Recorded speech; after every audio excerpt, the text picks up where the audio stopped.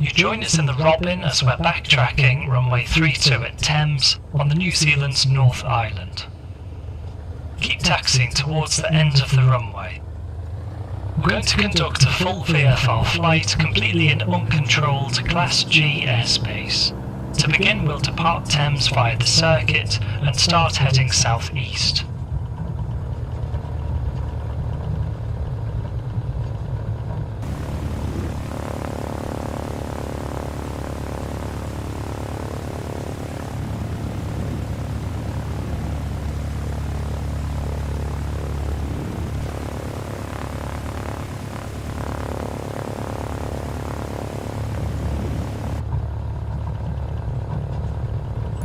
Now slow to a walking pace and make a 180 turn to line up.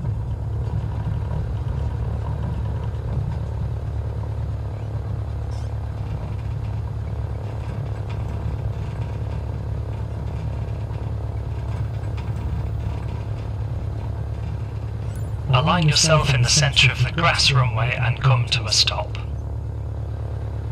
There's no ATC here at Thames, so we'll broadcast what we're doing on the local traffic frequency.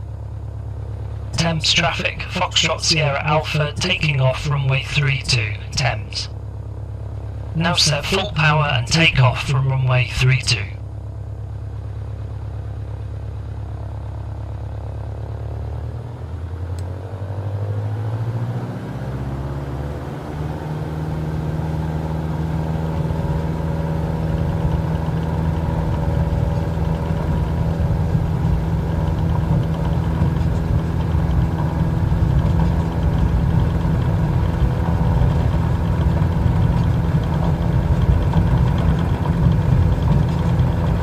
Raise the nose to the climb attitude.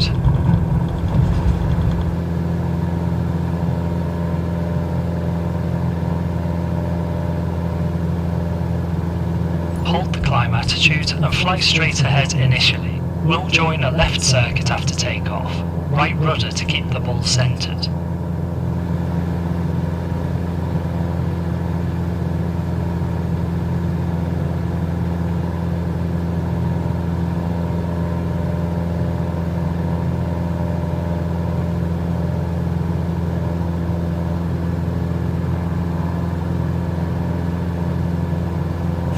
Feet above airfield level, flaps up.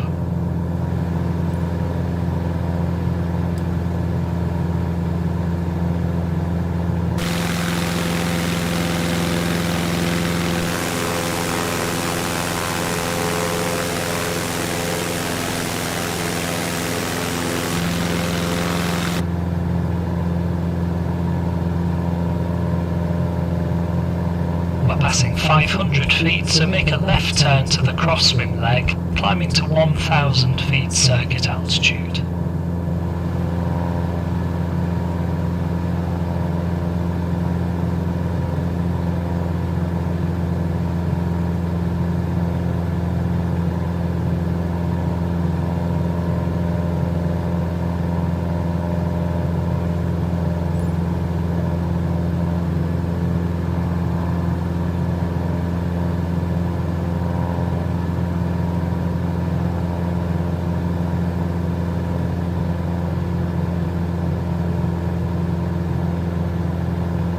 Level off at 1000 feet and turn left onto downwind, heading 140.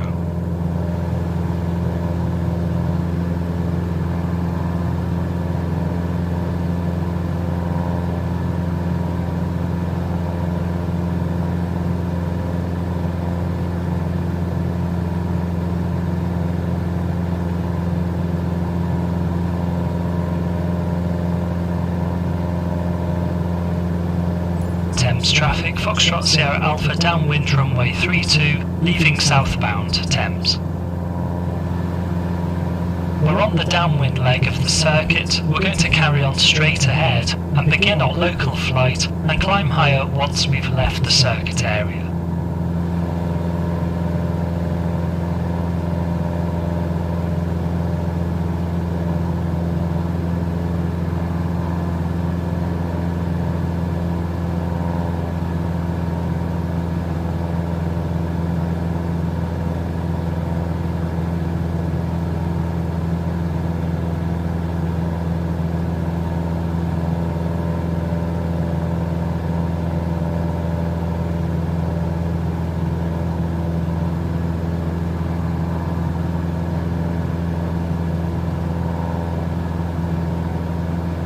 Keep flying heading 140.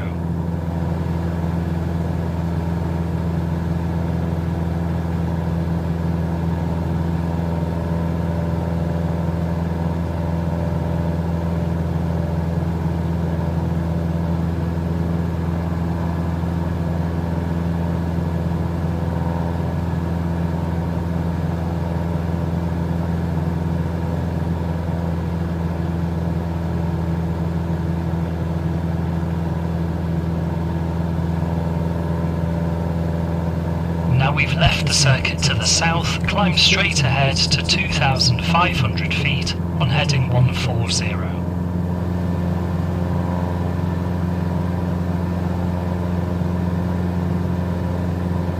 Keeping the Waihu River on your left, we're aiming for Te Aroha, which is the town just at the base of the tallest part of the ridgeline up ahead.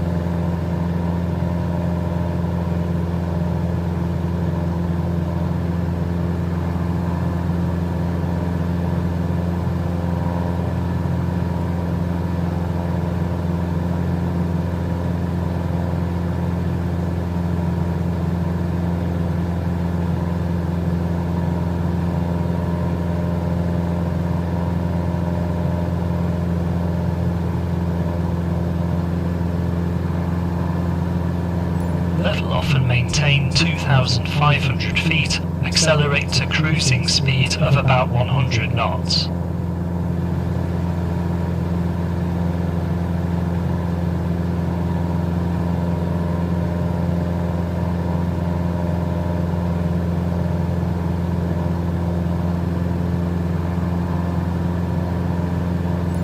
Set power to hold 100 knots and make sure you're trimmed out.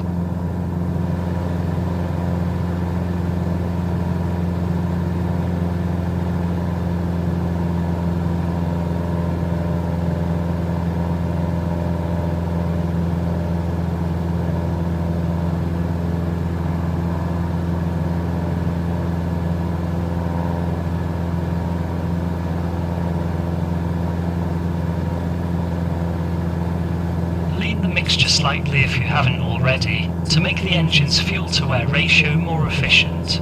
You may need to reduce power and retrim afterwards.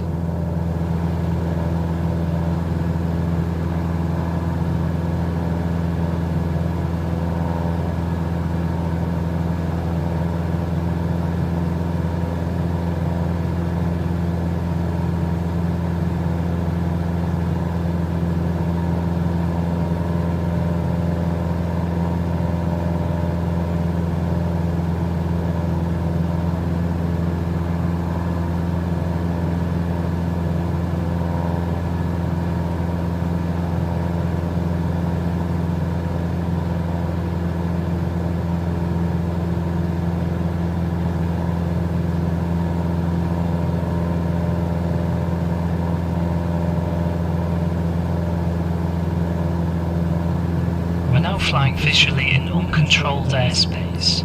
At this altitude we don't need to account for any cruising level restrictions, and we can simply remain clear of cloud. We can see the river starting to bend away to the left, set a heading of 150, pointing us between the dark marshland we see on the right and the high ground on the left.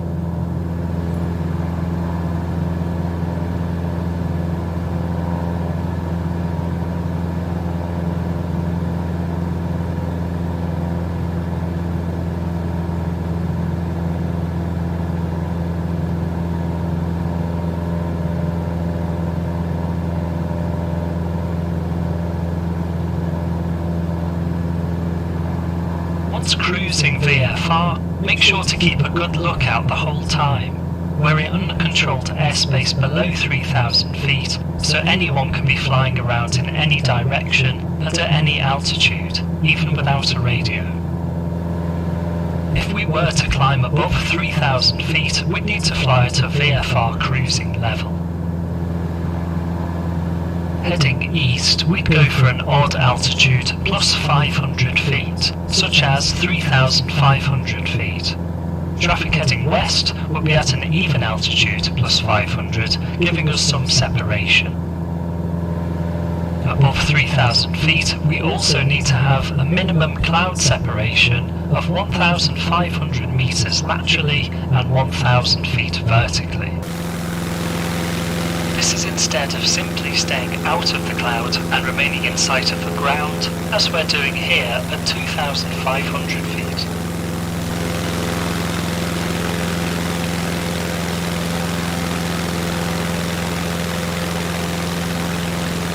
If you look to the left, you'll see the town of Pyroa, and just beyond that a gap in the ridgeline called the Waihi Gap. Watch for traffic going in or out of there and continue heading 150.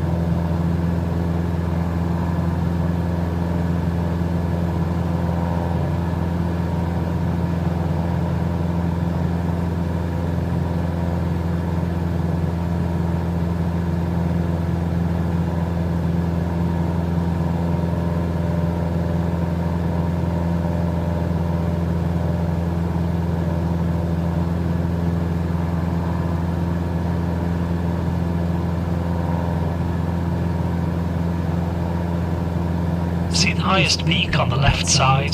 That's Te Araha town just below it. take us overhead to Aroha. When flying VFR, there are minimum altitudes that come into play.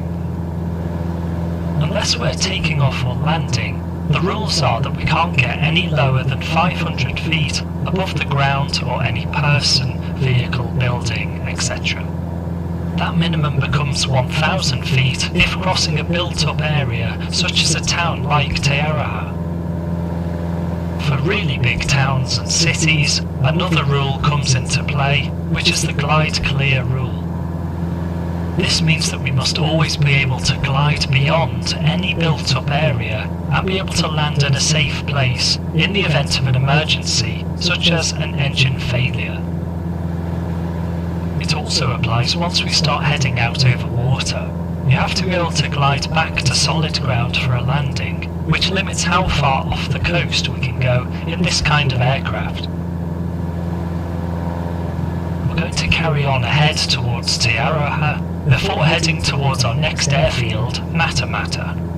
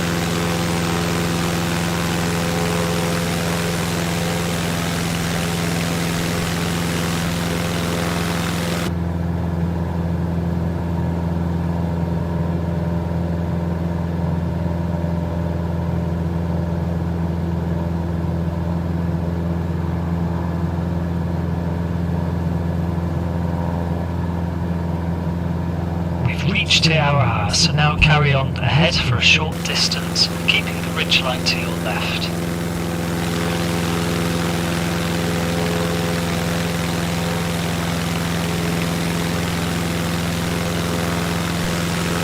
As we get closer to the ridgeline, become mindful of turbulence.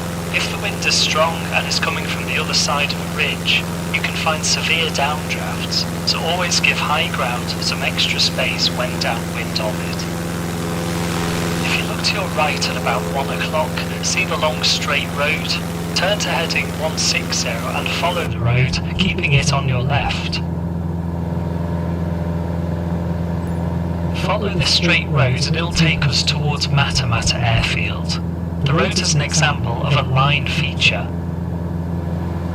Line features such as roads and railways are great for following, but if crossing over them, be mindful that they don't give precise lateral guidance unless there's a standout feature, such as a junction or a town. When following a line feature, keep it on your left side, as this makes it easier to see from your seat. Traffic following the line in the other direction should also be doing this, giving you some separation.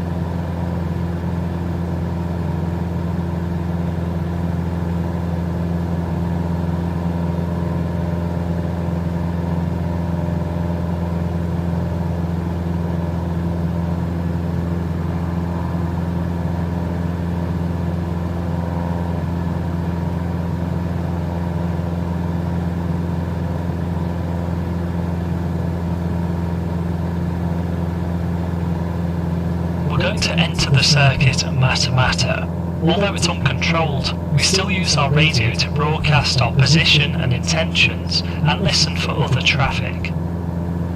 To enter an uncontrolled circuit, we use the standard overhead join, which has us arrive overhead the airfield at circuit altitude plus 500 feet, looking down onto the airfield to observe the runways and look for any other aircraft. The live side of a circuit is where the circuit pattern is. The dead side is the other side of the runway, which is where we do any descending down to circuit altitude. The road we're following kinks off to the left, but we're going to keep heading 160 as it takes us straight towards Mata. Start descending to 1,700 feet.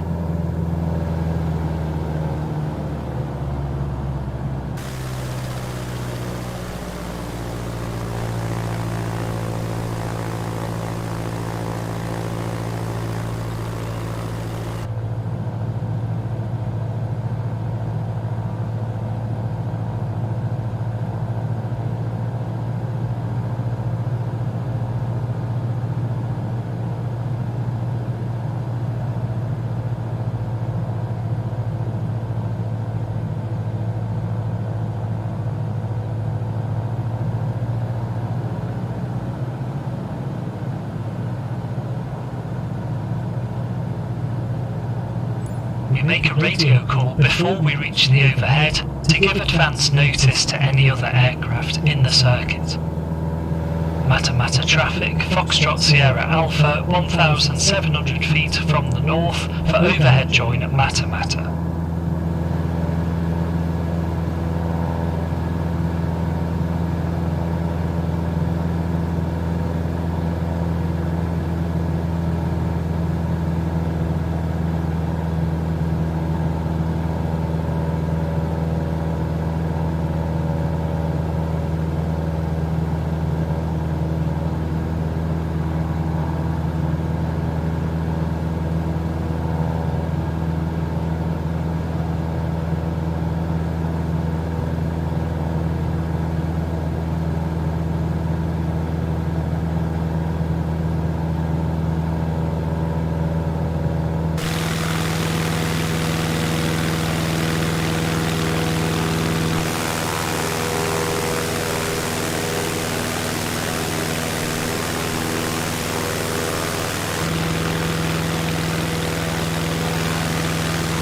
Just left of the nose, you can begin to pick out the wide grass runway of Mata, with the white buildings to the western end. We're going to use runway 28, making a right-hand circuit for training.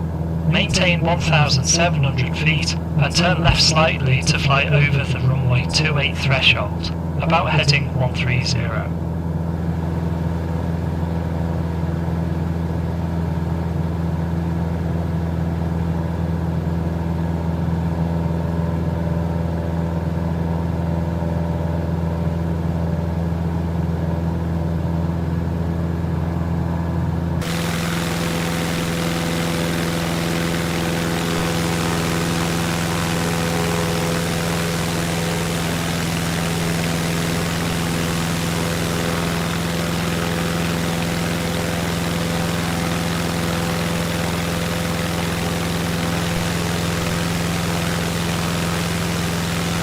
Nearing the runway 28 threshold, start a right-hand turn and I'll call overhead.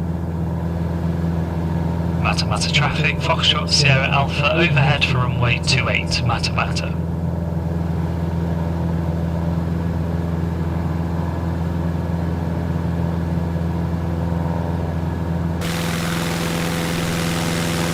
Now we're crossing the runway, we're entering the dead side. Start descending to circuit altitude, 1,200 feet, and turn right to cross over the upwind end of runway 28, near the white buildings. Mata Foxtrot Sierra Alpha, descending dead side 28, Mata.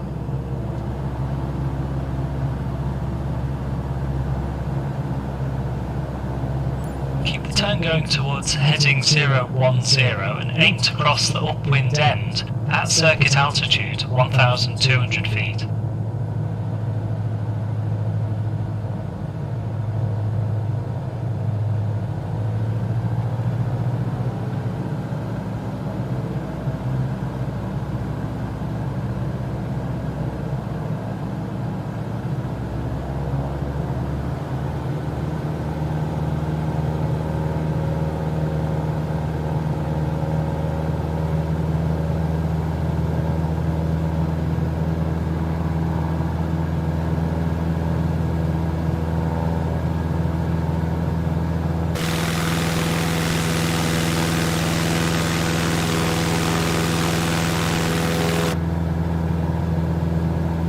Now we're crossing the upwind end, we should be 1,200 feet at about heading 010 as we enter the live side.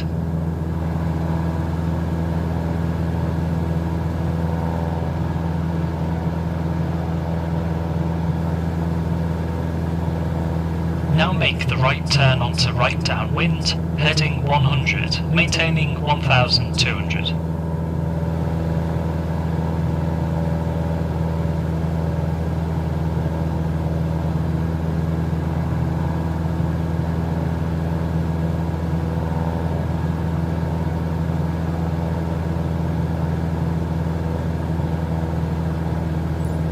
Mata Foxtrot Sierra Alpha, right downwind 28 to land, Mata.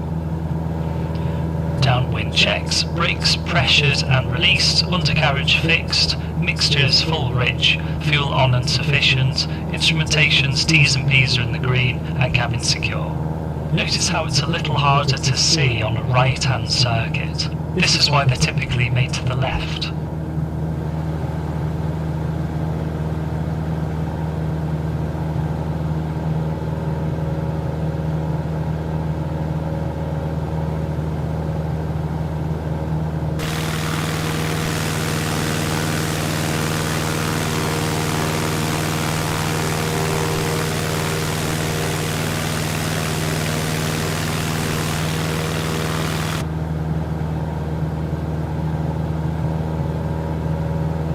Looks about 45 degrees over your right shoulder, so make your right descending turn onto base, slowing to 80 knots.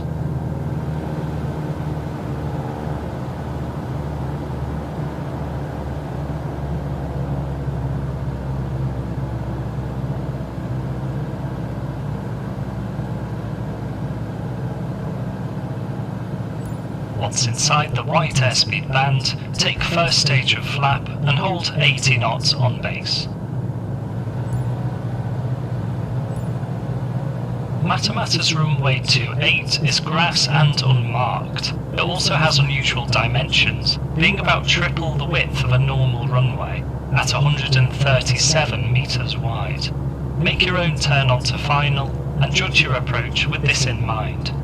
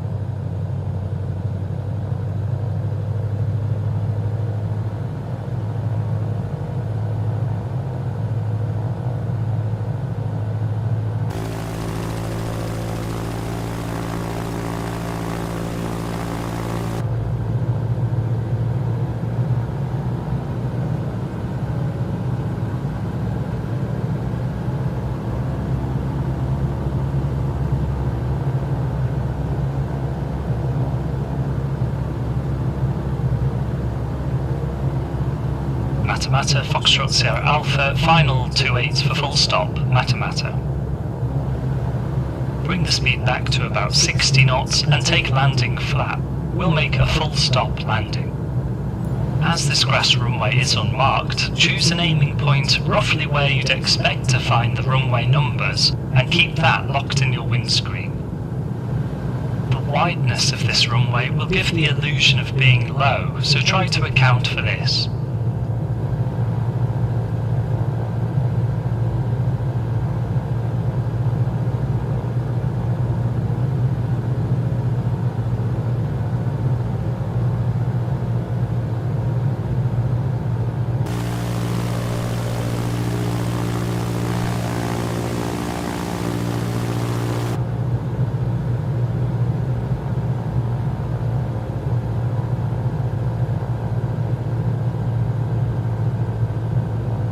Power back and flare attitude, look to the far end.